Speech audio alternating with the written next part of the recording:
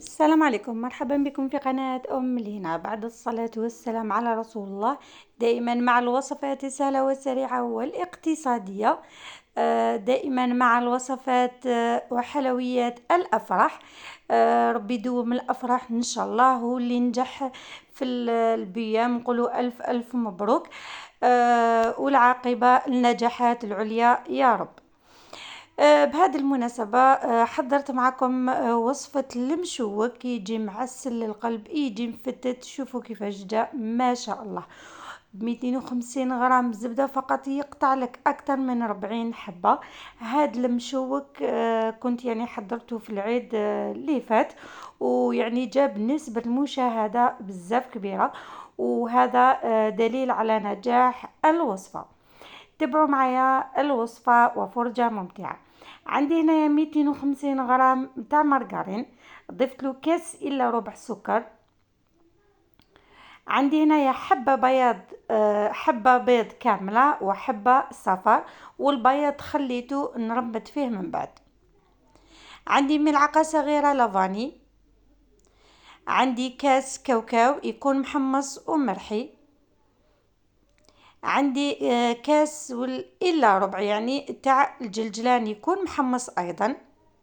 رايحه نطلع الكل بالباتوغ حتى ينسجم معنا الخليط بهذا الشكل. الان نبدا نضيف الفرينه. ضفت الكاس الاول، بعدها رايحه نضيف له كيس خميره كيميائيه،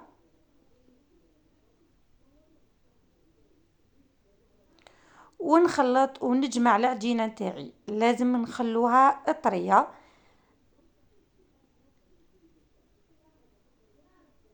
نخلط جيدا حتى تنضم. شوفوا لازم نخلوها هكذا طريه. نجيب الميزان تاعي. انايا وزنت حسب لي كيسات اللي عندي، يعني لي كيسات جوني صغار.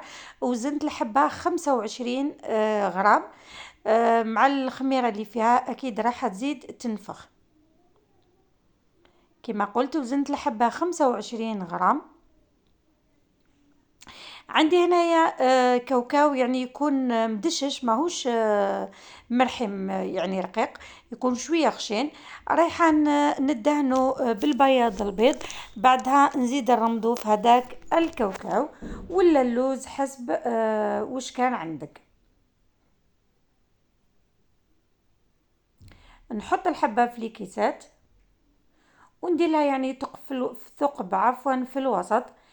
هكذا باش نزيد نحط لها من الفوق حبه تاع لي سوريز هكذا، ونحطهم يعني مليح نفرقهم شويه على بعضهم هكذا، باش كي يتنفخوا ما يتلصقوش وما تجيناش الحبه يعني ما تجيش مدوره. كما قلت نسقمهم مليح من بعدها، وندير لهم حبيبات تاع لي سوريز وندخلهم للفرن. بعدها راه عندي هنايا العسل. انا في الحق يعني ما عسلتوش مليح. اذا حبيتوه يعني يكون معسل ويشد لكم كم يعني مده طويله، حطوا الحبات كامل في العسل. انا حطيت لهم فقط هكذا يعني بهذا الشكل.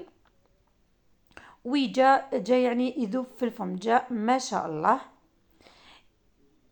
هكذا. هذاك العسل ما نضيف له حتى شيء، لانه الحبات يعني راهم سخونين. كنت غير ما خرجتهم من الفرن ضفت لهم ملعقه تاع العسل. انا بما انه يعني كنت ضفت له كاس تاع سكر غلاس، ما حبيتش نكون يعني يجيني معسل مليح مليح هكذاك. وجا معسل جا بزاف هايل وبزاف يدوب في الفم.